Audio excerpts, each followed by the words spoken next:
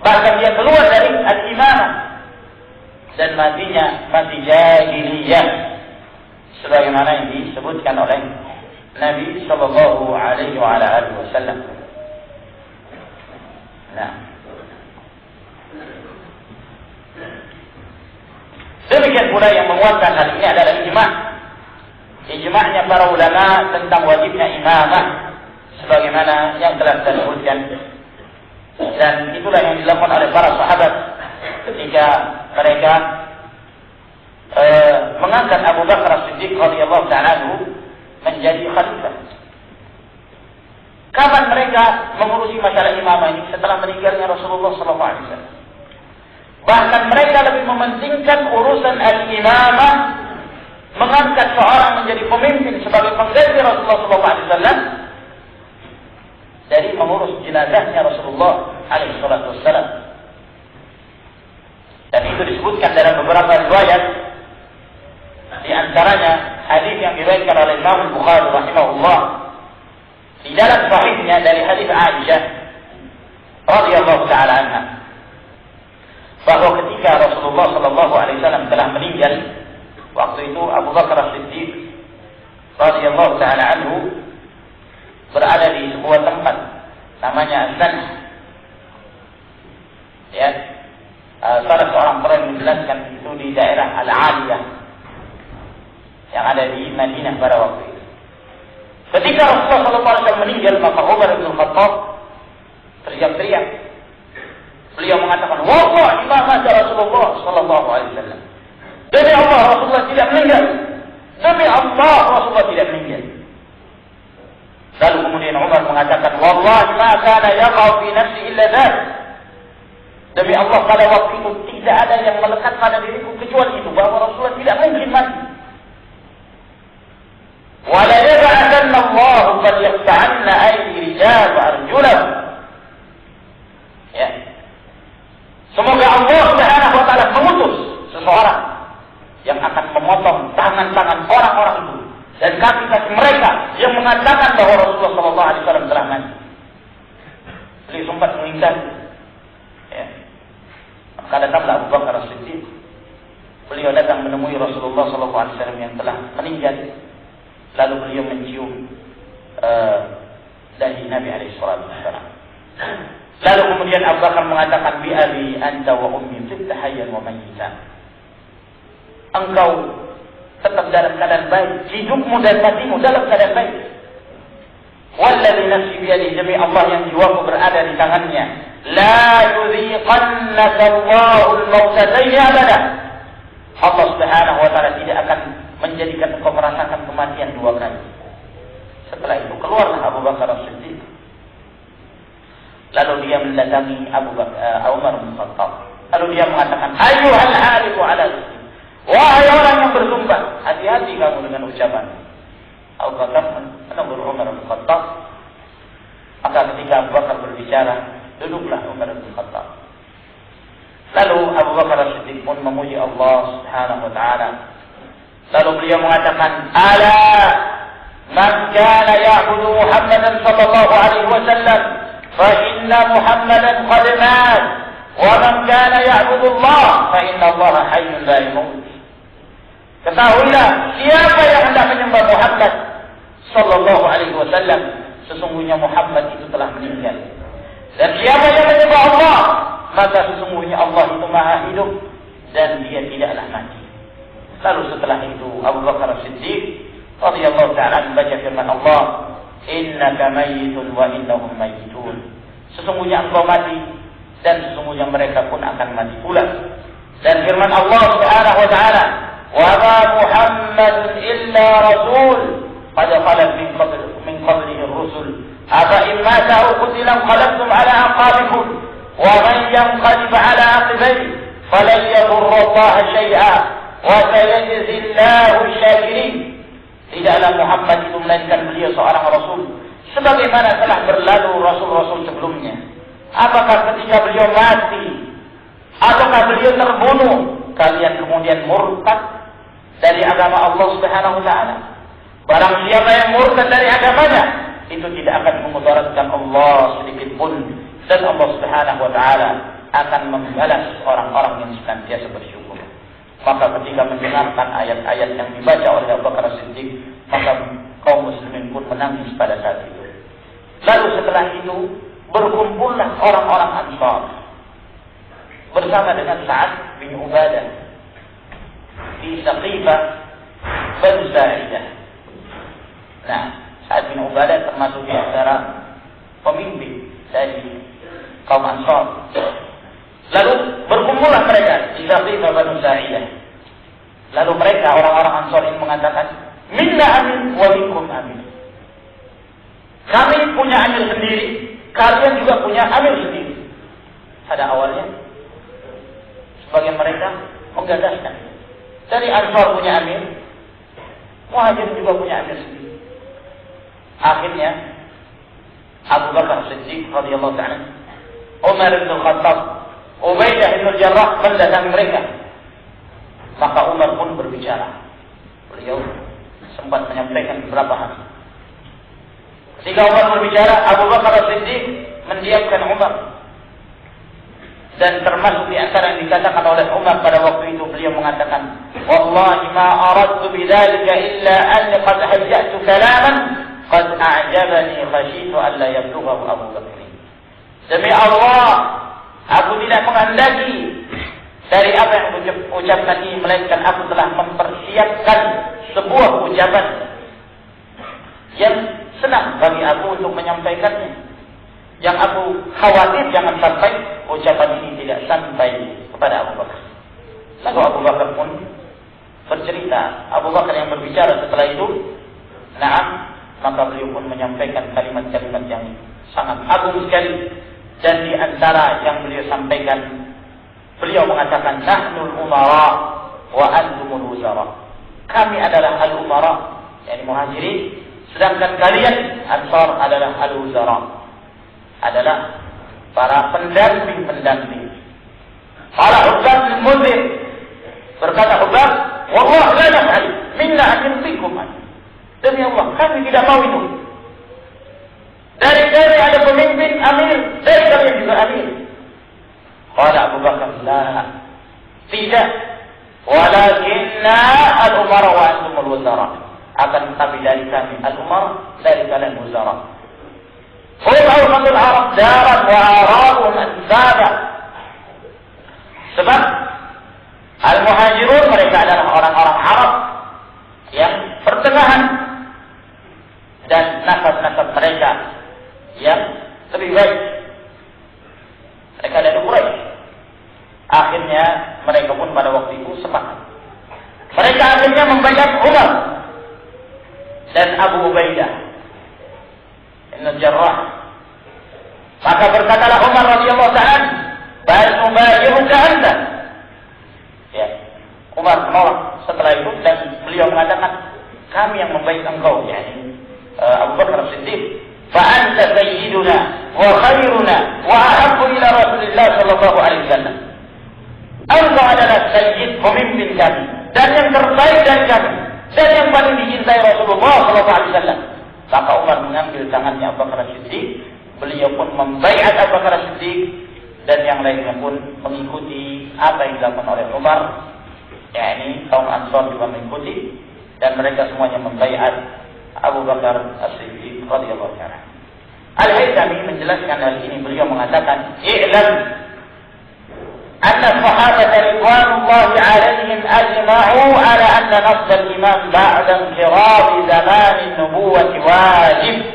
Ketahuilah bahwa para sahabat radhiyallahu ta'ala anhum mereka sepakat bahwa mengangkat imam setelah berakhirnya zaman kenabian adalah wajib. Bal ja'aluhu ahammal wajibat haitsu ishtaghalu bihi 'an lafzi Rasulillah sallallahu alaihi wasallam. Bahkan mereka menjadikan ini yang lebih penting dari perkara-perkara kewajiban yang lainnya, sampai-sampai mereka itu tersibukkan dari memakamkan dan menguburkan Rasulullah sallallahu alaihi wasallam. Yang paling utama yang mereka urus terlebih dahulu adalah masalah al-imamah, ya, masalah kepemimpinan. Baru setelah itu, setelah kaum muslimin yang mereka adalah ahlul hal wal aqdi, mereka sepakat untuk memilih Abu Bakar As-Siddiq, maka kaum muslimin pun mengikuti apa yang telah menjadi kesepakatan mereka. Apa yang dikisahkan oleh sebagian mereka dari kalangan Syiah yang memutarbalikkan fakta, memutarbalikkan sejarah, bahwa ketika Abu Bakar As-Siddiq radhiyallahu taala anhu diangkat menjadi khalifah, maka Ahlul Bait tidak setuju.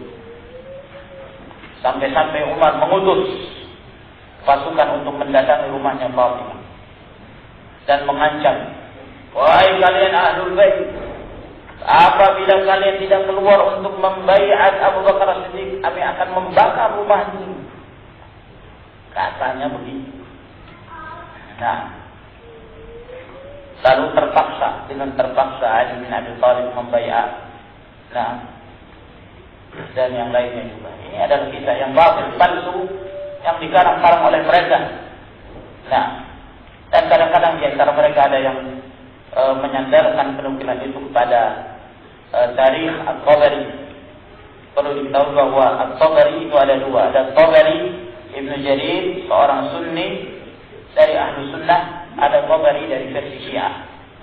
Nah, dan mereka juga punya kitab sejarah palsu yang mendiskreditkan banyak dari kalangan para sahabat ridwanullahi alaihim ajma'in. Nah, maka dari sini menjelaskan kepada kita bahwa para sahabat sepakat mengurusi masalah al-imamah untuk kemudian menegakkan ada yang menjadi penguasa, itu jauh lebih penting. Agar kemudian mereka mampu untuk mengatur kehidupan masyarakat, kehidupan kaum muslimin. Ya, bayangkan kondisi pada saat itu. Meninggalnya Rasulullah SAW. Ada pasukan yang hendak dikirim Rasulullah, akhirnya tertahan. Sebagian mereka mendengarkan kematian Rasulullah SAW, murtad, keluar dari Islam. Belum lagi sebagian mereka yang enggan membayar zakat, menyangka kalau bayar zakat itu hanya di zaman Rasulullah SAW. Dibutuhkan ada yang memimpin mereka. Sehingga ketika Abu Bakar As-Siddiq radhiyallahu ta'ala anhu menjadi seorang pemimpin, khalifah, maka beliau pun mengatur kehidupan kaum muslimin, melanjutkan pasukan yang hendak diutus oleh Nabi sallallahu alaihi wasallam, dan kemudian memerangi orang-orang murtad, memerangi para pengikut Musailimah Kadzdzab yang mengaku sebagai nabi, dan memerangi orang-orang yang enggan untuk membayar zakat. Inilah yang dikatakan oleh Ali bin Abi Thalib radhiyallahu ta'ala anhu. Beliau mengatakan, la budda lin-nasi min imarah barratan kanat aw fajirah. Harus manusia itu punya kepemimpinan, harus ada imarah. Apakah pemimpin itu baik ataukah fajir, ataukah zalim? Di antara mereka ada yang mengatakan, wahai Amirul Mukminin, hadhihi al-barra qad arafnaha, fama balul fajirah. Wahai Amirul Mukminin, kalau yang baik kami telah mengetahui, lalu bagaimana dengan pemimpin yang zalim, yang fajir? Kata beliau, yuqamu bihal hulud wa ta'malu bihal subul wa yujahadu bihal adu wa yuqaddamu bihal fa'il. Sebab dengan adanya pemimpin itu akan ditegakkan hukum-hukum had, dan jalan-jalan itu menjadi aman, dan akan diperangi musuh. Demikian pula dalam hal pembagian harta rampasan perang.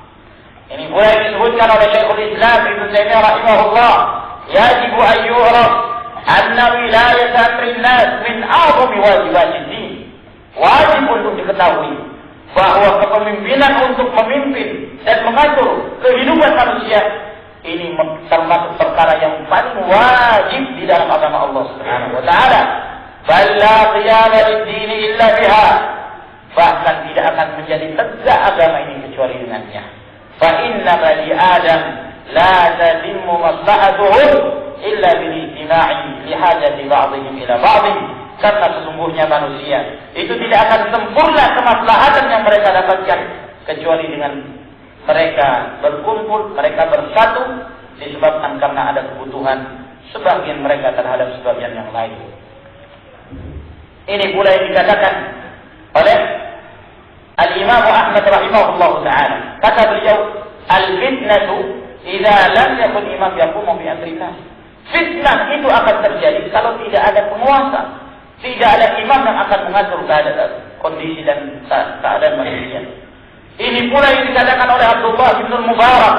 Beliau mengatakan dalam syairnya, "Innal jama'ata hablullah fa'tasimu bi'urwatihi al-wuthqa liman zana lam yadfa'u Allah bis-sultani madlamatan fi dinina rahmatan minhu wa dunyana laula al-khalifatu lam ta'mal lana subulun wa kana ad'afuna nahban li aqwana." Sesungguhnya jamaah itu adalah merupakan tali Allah yang sangat kokoh, maka berpegang teguhlah kalian dengan tali Allah itu, dengan al-jamaah itu. Itu adalah merupakan tali yang sangat kokoh bagi orang-orang yang mendekatinya. Berapa banyak yang Allah Subhanahu wa taala menolak kezaliman yang terjadi karena adanya penguasa di dalam agama kita sebagai rahmat, demikian pula untuk kemaslahatan dunia kita. Kalaulah bukan karena khalifah, maka jalan-jalan ini tidak akan menjadi aman. Sementara orang yang lemah itu akan dizalimi oleh orang yang lebih kuat dari kami. Bayangkan kalau tidak ada penguasa. Ya, jalan-jalan itu tidak akan ada yang mengaspalnya. Nah, atau ada yang mengaspal, yang lain merusak. Tidak akan ada lalu lintas yang berjalan demikian teraturnya kalau tidak ada penguasa. Walhasil dengan adanya penguasa, ma'asyiral ikhwah rahimahumullah, itu sangat mendatangkan kemaslahatan. Sebab kalau tidak demikian akan terjadi pertempuran antara kabilah, pertempuran antara suku, dalam keadaan tidak ada yang mampu untuk mendamaikan mereka. Kesimpulannya bahwa apa yang kita sebutkan ini menjelaskan bahwa al-imamah yang dimaksud di dalam syariat adalah mereka yang punya sultan, yang punya kekuasaan, punya negeri. Ya. Bukan negerinya itu negeri impian, negeri khayalan. Ya. Nah,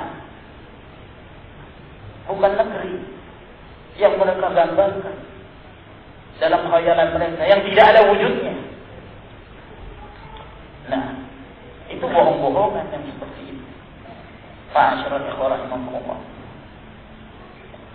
Sehingga apa yang ditulis oleh sebagian mereka, di antara mereka yang menulis judul jamaah dan imamah, ya, untuk menjelaskan bahwa ya jamaah inilah yang harus ditaati, amirnya yang harus ditaati. Kalau si fulan sudah diangkat jadi amir, maka wajib bagi anggota-anggota tersebut untuk taat kepadanya, seperti ketaatannya kepada seorang imam muslim. Allahu musta'an. Maka ma'asyiral ikhwah rahimahumullah, yang wajib agar mereka ini yang membuat kelompok-kelompok, yang membuat jamaah-jamaah, yang membuat baiat bid'ah dan mengangkat di antara mereka sebagai amir, hendaklah segera mereka bubarkan. Mereka bubarkan, lalu kemudian mereka menjadikan pimpinan penguasa mereka sebagai amir mereka, yang dengannya mereka taat selama dalam batas-batas ketaatan kepada Allah Subhanahu wa taala dan Rasul.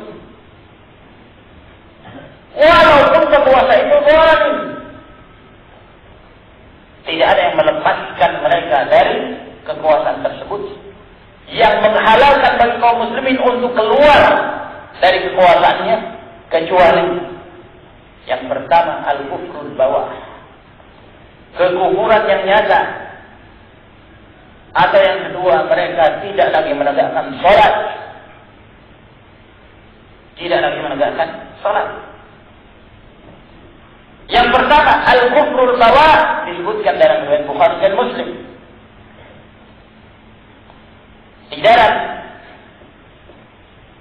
hadis yang diriwayatkan oleh Bukhari dan Muslim dari hadis Ubadah bin Samit radhiyallahu ta'ala anhu, beliau mengatakan bay'ana Rasulullah sallallahu alaihi wasallam ala as-sam'i wat-tha'ah fil yusri wal 'usr wal manshati wal makrah wa ala atharatin alaina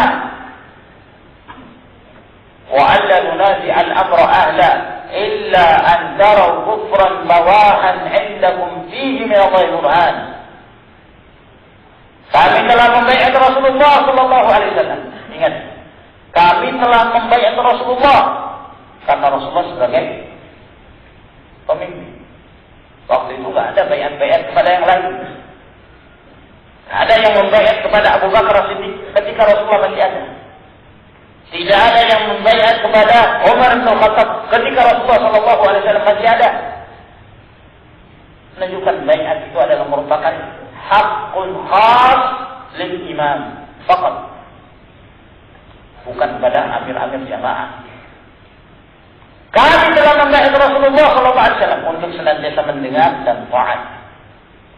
Dalam keadaan ringan, dalam keadaan berat, dalam keadaan semangat, dalam keadaan terpaksa, dan bahkan dalam keadaan ketika mereka mengambil hak-hak kita, dan jangan kita melepaskan baiat darinya kecuali apabila kalian melihat kekufuran yang nyata yang dengannya kalian memiliki hujjah di hadapan Allah Subhanahu wa taala. Maka dengan al-kufrul bawah baru kemudian seorang berboleh. Nah, kalau hanya sekedar dia jatuh dalam kemaksiatan, kalau hanya sekedar dia tidak menurunkan BBM, kalau hanya sekedar dia melakukan perbuatan-perbuatan yang menyelisihi syariat Allah, selama tidak mengeluarkan dia dari Islam, maka statusnya dia adalah seorang Muslim yang wajib untuk ditaati.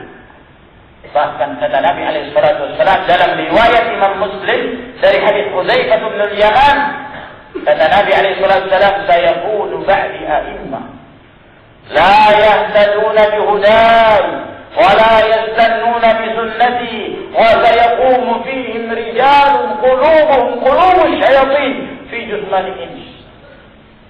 Akan muncul setelahku para penguasa-penguasa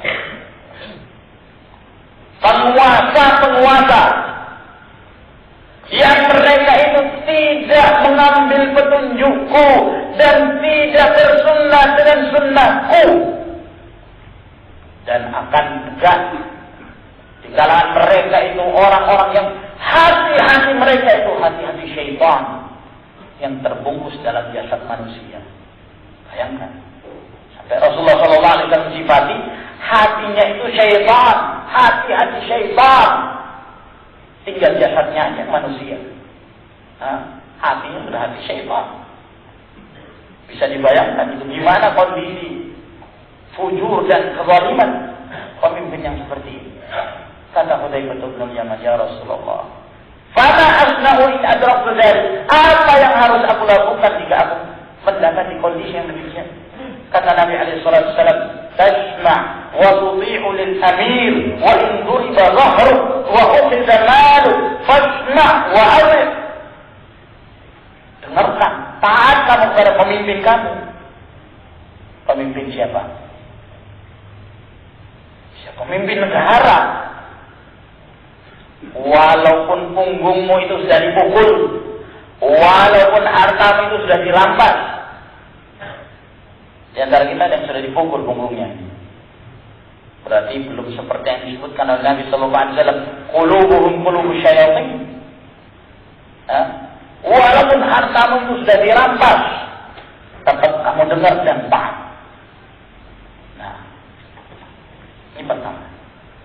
Yang kedua, dalam hadis yang diriwayatkan oleh Imam Muslim, hadis Auf bin Malik, kata Nabi SAW, "Khiyaru a'immatikum alladzina tuhibbunahum wa yuhibbunakum wa tubghidunahum wa tusalluna 'alaihim wa yusalluna 'alaikum wa shiraru a'immatikum alladzina tubghidunahum wa yubghidunakum wa tal'anunahum wa yal'anunakum." Pemimpin-pemimpin terbaik kalian adalah orang yang kalian cintai mereka dan mereka pun mencintai kalian. Orang yang kalian senantiasa doakan mereka dan mereka pun mendoakan kalian. Dan pemimpin-pemimpin yang jahat di antara kalian adalah orang yang kalian benci mereka, mereka pun membenci kalian. Yang kalian laknat mereka dan mereka pun melaknat kalian. Mendengarkan itu para sahabat bertanya, "Ya Rasulullah, afala yunabiduhum?" Wahai Rasulullah, apakah ketika muncul pemimpin-pemimpin yang jahat, yang buruk itu, yang kita membenci mereka dan melaknat mereka, apakah boleh kita melakukan pemberontakan melawan mereka? Kata Nabi sallallahu alaihi wasallam, "La, tidak boleh. Ma aqamu fikumus shalah, selama mereka itu menegakkan salat. Ma aqamu fikumus shalah, selama mereka menegakkan salat."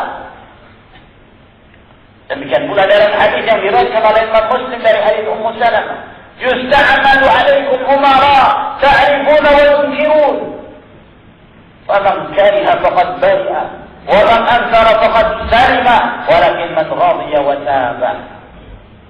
Akan muncul penguasa-penguasa di antara kalian yang kalian mengetahui mereka, namun kalian mengingkari perbuatan-perbuatan mereka.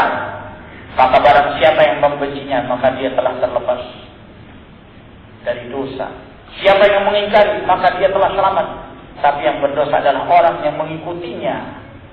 Orang yang mengikutinya dalam perbuatan dosa. Lalu para sahabat bertanya, "Afala nuqatiluhum?" Apakah boleh kami memerangi mereka ya Rasulullah? Kata Nabi sallallahu alaihi wasallam, "La ma sallu." Tidak boleh selama mereka itu menegakkan salat. Nah, ini dua. Al-kufrul bawah dan iqamatus salawat. Selama mereka itu belum terjatuh dalam kekufuran yang nyata, tidak boleh. Tidak boleh hanya sekedar takwil. Ya. Nah, tidak boleh selama mereka itu menegakkan salat. Baik. Kalau mungkin ada yang mengatakan kami telah memiliki hujah-hujah yang menunjukkan dia kafir, maka pemerintah itu dan penguasa itu telah kafir. Anggap penguasa itu kafir. Terus kenapa? Apakah dengan kekafiran tersebut menyebabkan kita melepaskan diri secara mutlak?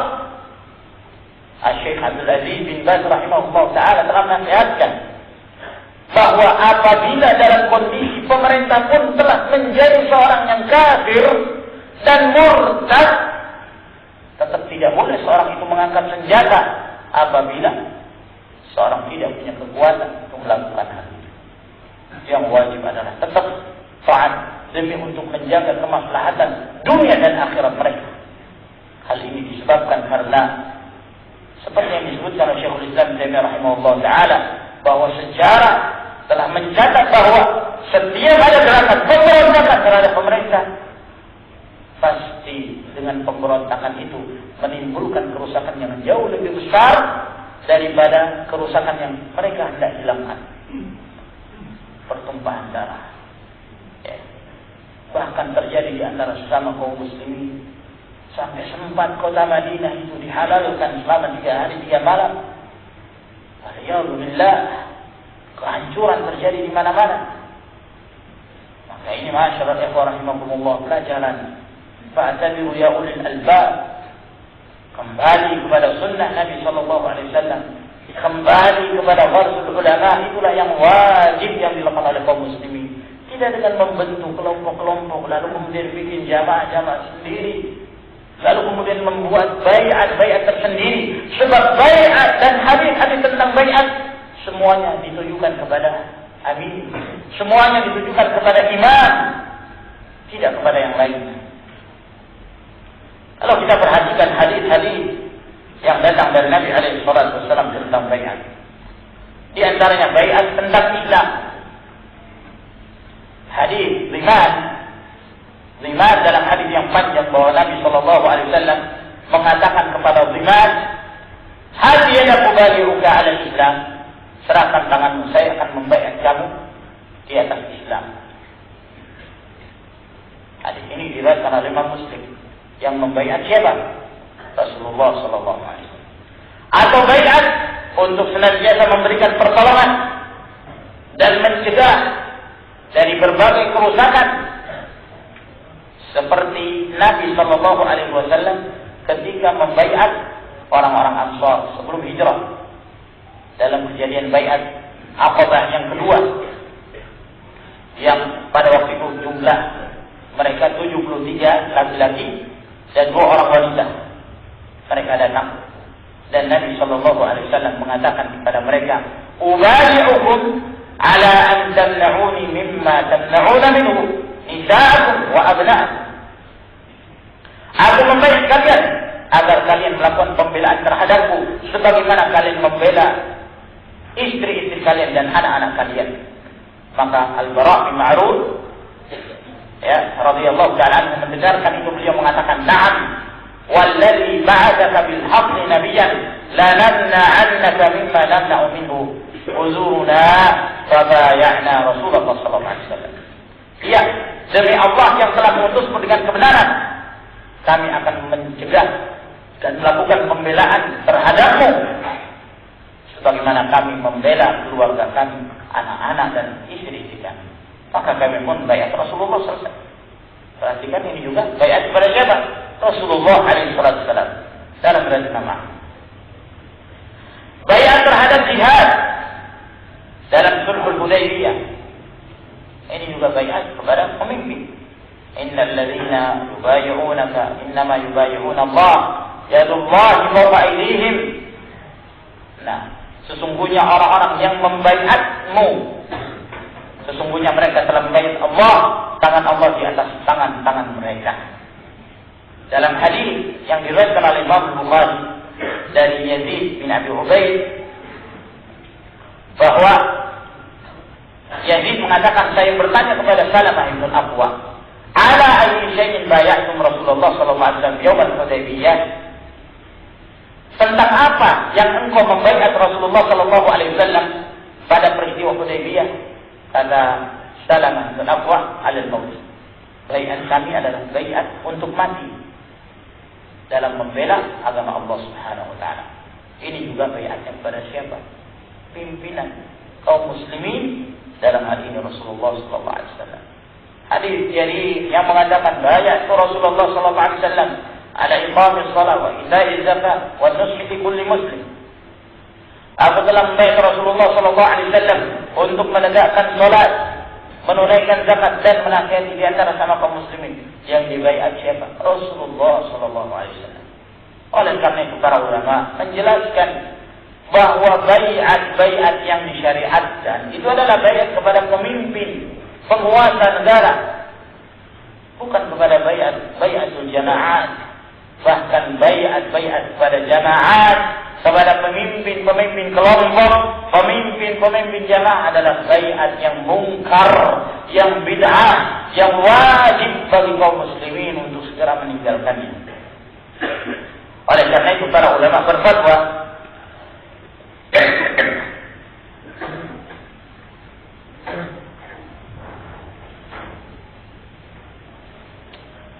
tentang masalah baiat.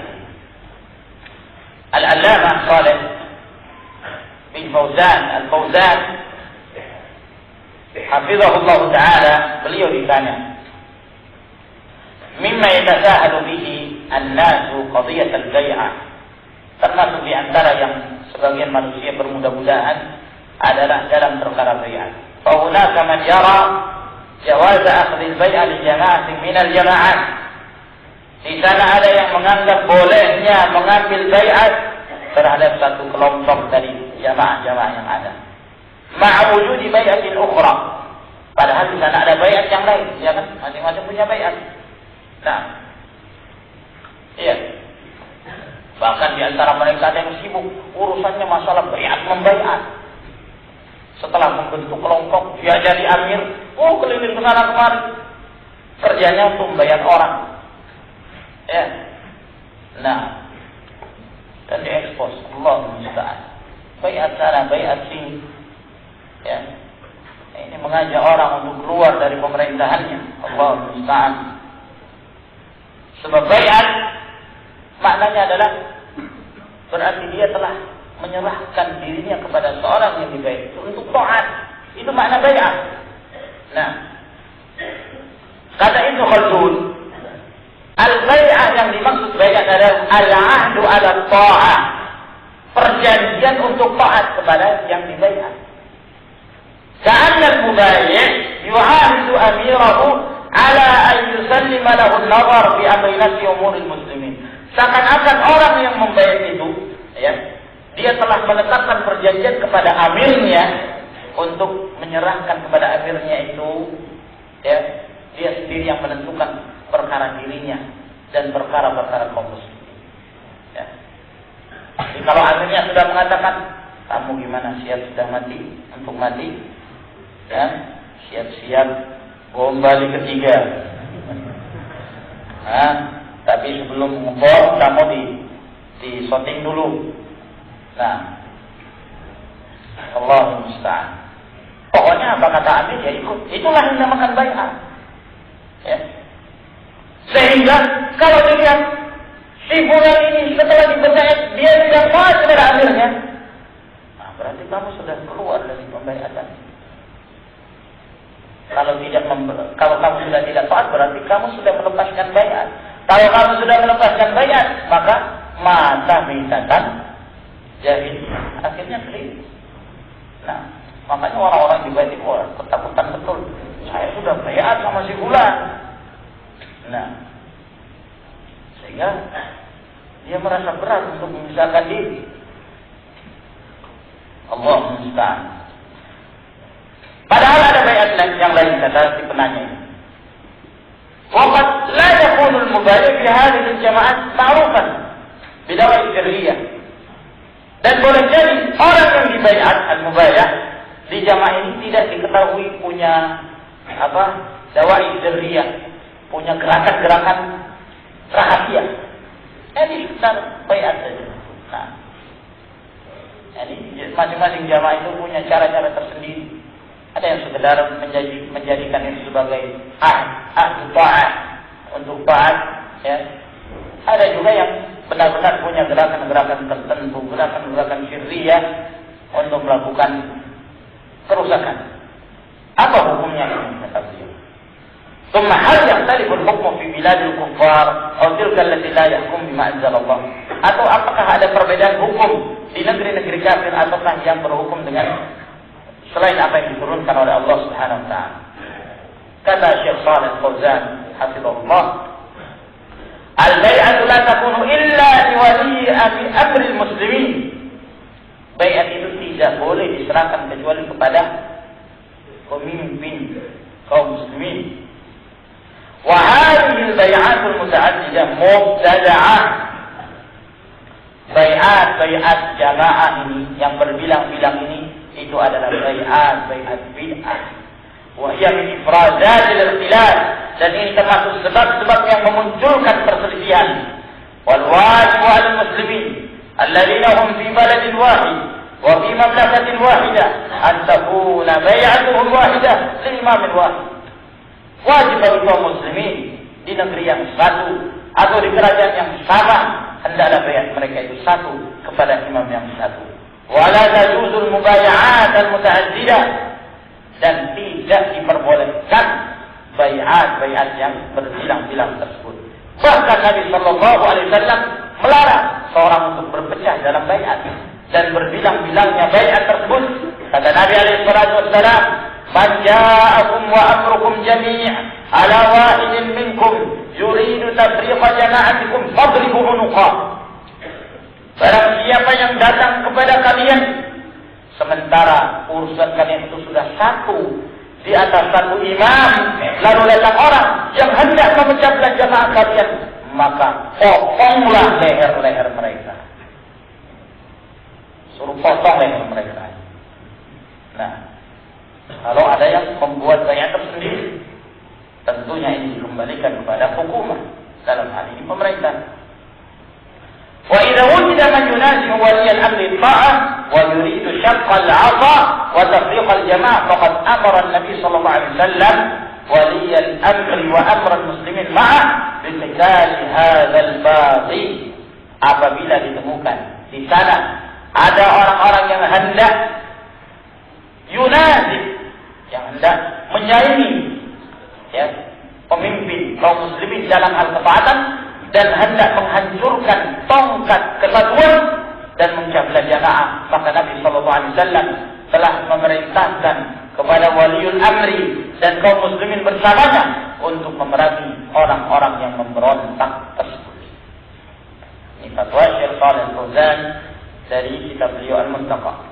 Demikian pula yang disebutkan oleh Syekh Muhammad bin Shalih Al-Utsaimin dalam kaset beliau Liqa Al-Bab Al-Maftuh, ketika beliau ditanya apa hukumnya bai'at yang ada pada sebagian jamaah, kata beliau rahimahullah, al-bai'atu allati takunu fi ba'dil jama'at bai'atun munkaratun syadzah. Bai'at yang dilakukan oleh sebagian jamaah tersebut adalah bai'at yang mungkar, bai'at yang syadzah, yang ganjil. Li'annaha tatadammanu anna al-insan yaj'alu li nafsihi imamain. Sebab ketika dia membai'at amir jamaah, berarti seseorang itu telah menjadikan bagi dirinya dua imam dan dua penguasa bagi dirinya. Al-Imam al-Azam alladhi huwa ala jami'il bilad. Yang pertama, pimpinan penguasa umum, Al-Imam al-Azam. Dan yang kedua, wal imam alladhi bai'ahu, imam yang dia bai'at. Wa tufdi aydan ila syarrin bil khuruj 'ala al-a'immah. Dan ini dapat mengantarkan pada kejahatan yang berikutnya, yaitu pemberontakan pada penguasa-penguasa. Alladhi yahsulu bihi min safki dima wa itlaqil amwal ma la ya'lamuhu illa Allah, yang akan menyebabkan pertumpahan darah dan dirusaknya harta-harta manusia, apa-apa yang tidak diketahui kerusakan itu kecuali Allah Subhanahu wa taala. Wa amma at-ta'mir 'ala al-jama'ah fa hadha qad ja'a fi sunnah fima idza safara jama'atun an yu'ammiru ahadahum. Adapun mengangkat pemimpin apabila mereka berkelompok, maka yang terdapat di dalam sunnah apabila mereka safar. Apabila mereka safar, idza kharaja salat fi safar fal yu'ammiru ahadahum. Apabila salah seorang mereka apabila keluar 3 orang untuk melakukan perjalanan, maka hendaklah salah seorang mereka diangkat sebagai amir. Ini pula yang dikatakan oleh Syekh Al-Albani rahimahullah ta'ala dalam kasetnya Silsilatul Huda wan Nur halaman 200 pada kaset 288. Maka ini semua ma'asyiral ikhwan rahimakumullah menjelaskan kepada kita bahwa bai'at yang batil yang dilakukan oleh jamaah tersebut adalah bai'at bid'ah. Apakah yang dilakukan oleh Jama'atul Tabligh, di mana mereka membaiat sebagian kelompoknya, sebagian anggota-anggotanya di atas 4 dari sekte Sufiyah, ataukah baiat yang dilakukan oleh mereka MII, ataukah kelompok-kelompok yang lain membuat sirah baiat tertentu, lalu kemudian mereka membaiat anggota-anggotanya. Ini adalah baiat yang mungkar, yang bid'ah, yang menyebabkan terpecah belahnya kaum muslimin, yang menyebabkan dan dapat mengantarkan kepada kejahatan, yaitu melakukan perbuatan kerusakan dan pemberontakan terhadap pemerintah yang sah. Maka hendaklah kaum muslimin segera sadar dari hal-hal yang seperti ini, dari hal-hal yang menyimpang dari sunnah Nabi Sallallahu Alaihi Wasallam, bahwa baiat itu tidaklah diserahkan kecuali kepada Al-Imamul A'zam, Al-Amirul Am, pimpinan yang umum dalam hal ini, mereka yang punya kekuasaan. Maka nasihat bagi diri saya sendiri dan kepada para ikhwah sekalian, bahwa yang wajib bagi kaum muslimin agar hendaklah mereka segera kembali dengan penuh komitmen kepada kitabullah dan kepada sunnah Rasulnya Sallallahu Alaihi Wasallam, dibangun di atas pemahaman salafus ummah. Sesungguhnya umat ini butuh pendidikan, umat ini butuh tasfiyah wa tarbiyah, bukan fitnah. Apa yang dilakukan oleh jamaah dan ahzab itu adalah merupakan fitnah yang menyebabkan terpecahnya kaum muslimin. Hendaklah kita membina umat ini dengan ilmu, ma'asyiral ikhwah rahimakumullah. Membina mereka dengan ilmu yang sahih, dan keimanan mereka harus kita bina berdasarkan bimbingan dari Allah Subhanahu wa ta'ala dan Rasulnya. Sebab pertolongan dari Allah Subhanahu wa ta'ala itu tidak akan datang dan tidak akan turun pada kaum muslimin kecuali apabila mereka kembali kepada kitabullah, kembali kepada sunnah Rasulnya Sallallahu Alaihi Wasallam. Tanpa demikian tidak akan mungkin pertolongan itu akan datang. Kita harus bertanya-tanya sekarang, apa yang menyebabkan kaum muslimin dalam keadaan terhinakan?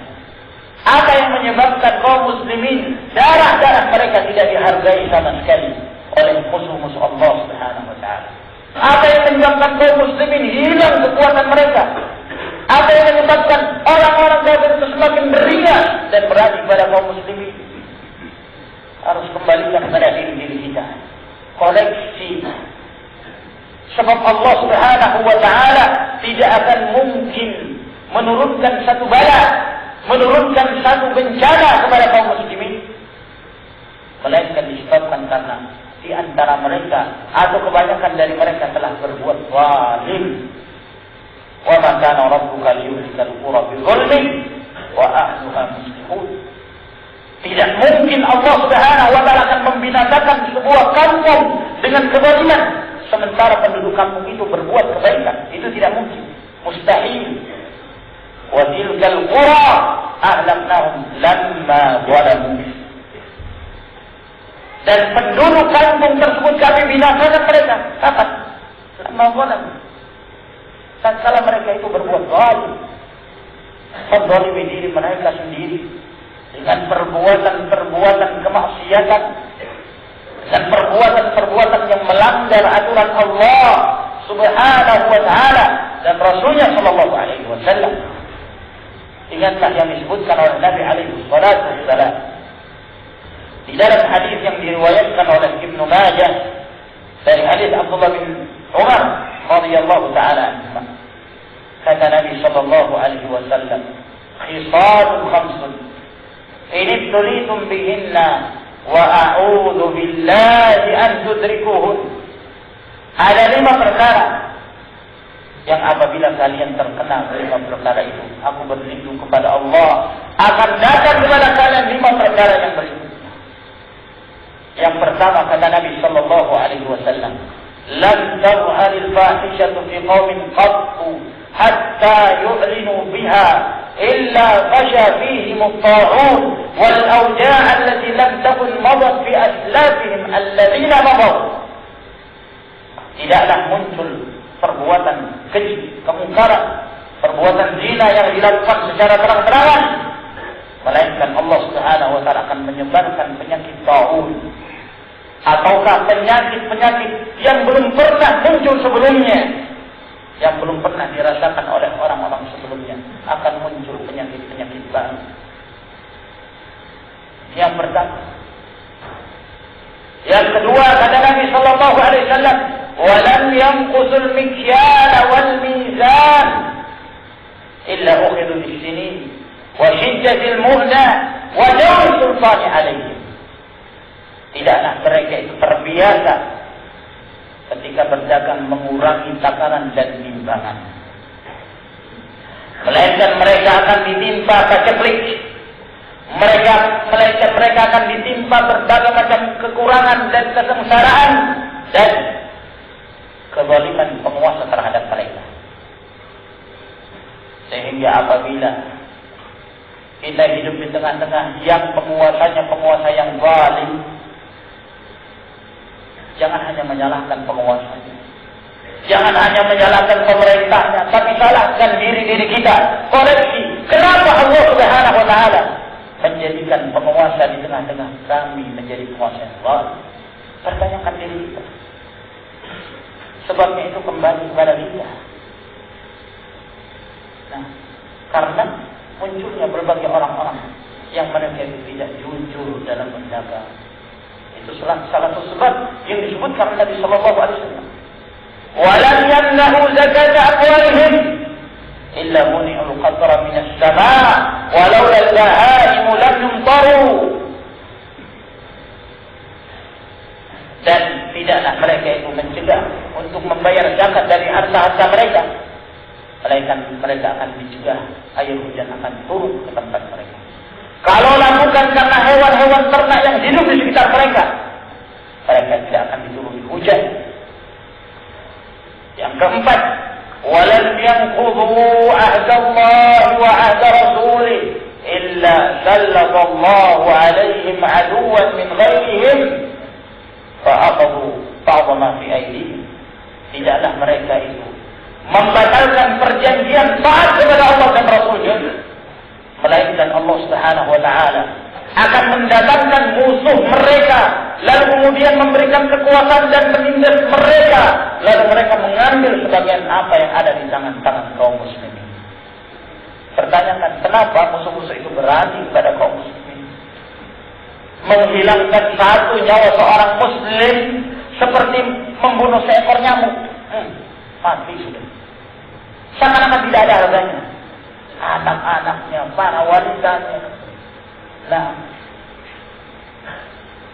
yang kelima kata Nabi sallallahu alaihi wasallam, "Wa ma lam tahkum a'immatuhum bi kitabillah wa yatakhayyaru mimma anzalallah illa ja'ala Allah ba'sahum bainahum." Sama penguasa-penguasa mereka tidak berhukum dengan kitab Allah dan mereka memilih-milih dengan berhukum apa yang diturunkan oleh Allah, melainkan Allah Subhanahu wa taala jadikan perselisihan yang terjadi di antara mereka sendiri.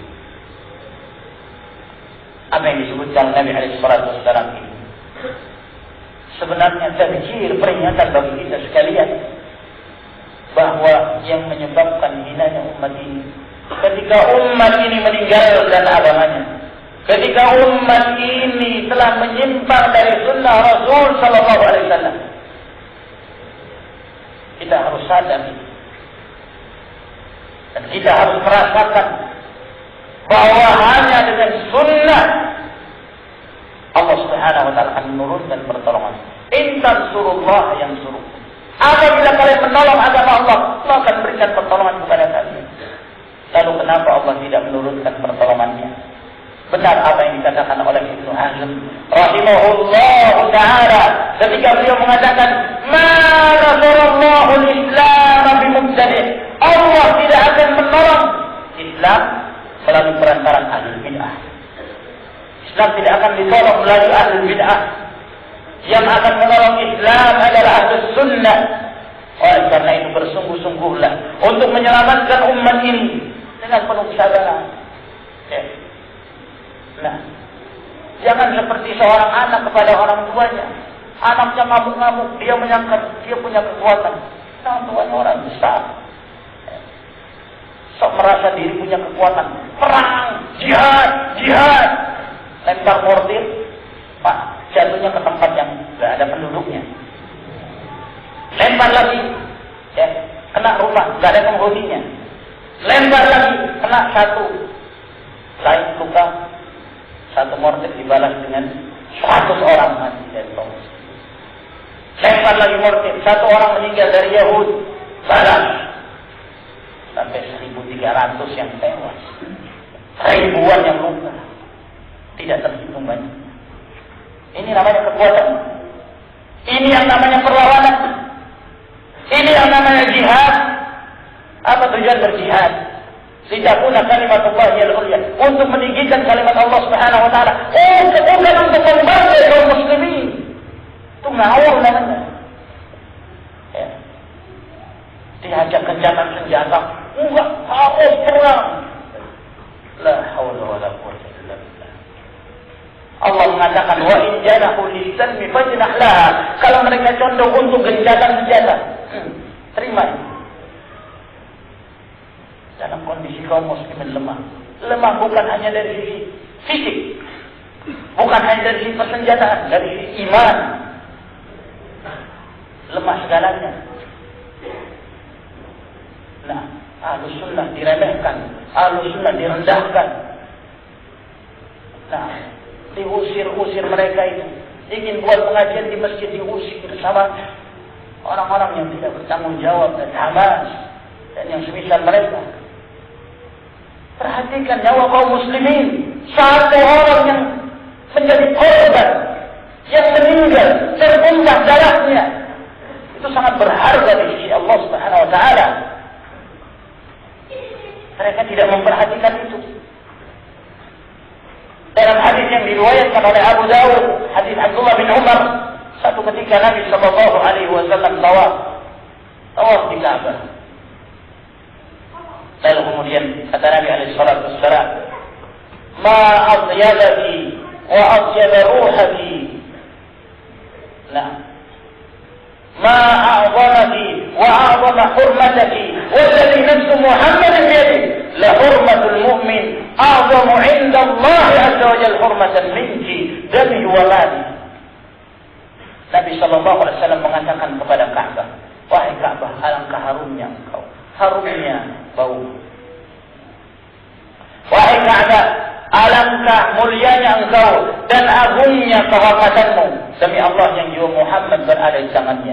Kehormatan seorang mukmin di sisi Allah Subhanahu wa taala itu jauh lebih terhormat, jauh lebih besar daripada engkau wahai Ka'bah, darahnya dan hartanya.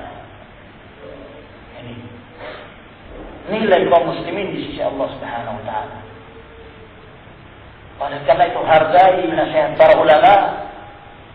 Para ulama telah memfatwakan dari dahulu ketika para mujaddidud da'wah mereka masih hidup, Syekh Abdullah bin Baz, Syekh Al-Albani, Syekh Muhammad Shalih Al-Utsaimin.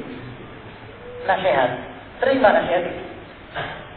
Imma sulh, berdamai, atau yang kedua hijrah. Hijrah. Nah, tapi mereka melecehkan fatwa para ulama. Apa itu? Ulama hanya bisa berfatwa dalam perkara haid dan nifas, katanya. Ulama itu tidak mengerti waqi'. Yang dipakai adalah orang-orang yang punya pemikiran khawarij seperti Usama bin Laden, Ayman Al-Zawahiri dan yang semisal mereka. Nah, apa akibatnya? Nah,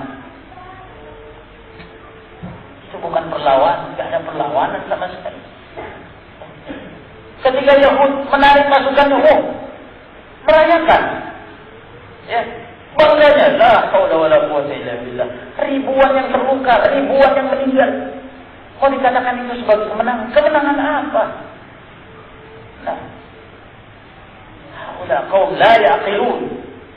Nah, tidak punya akal.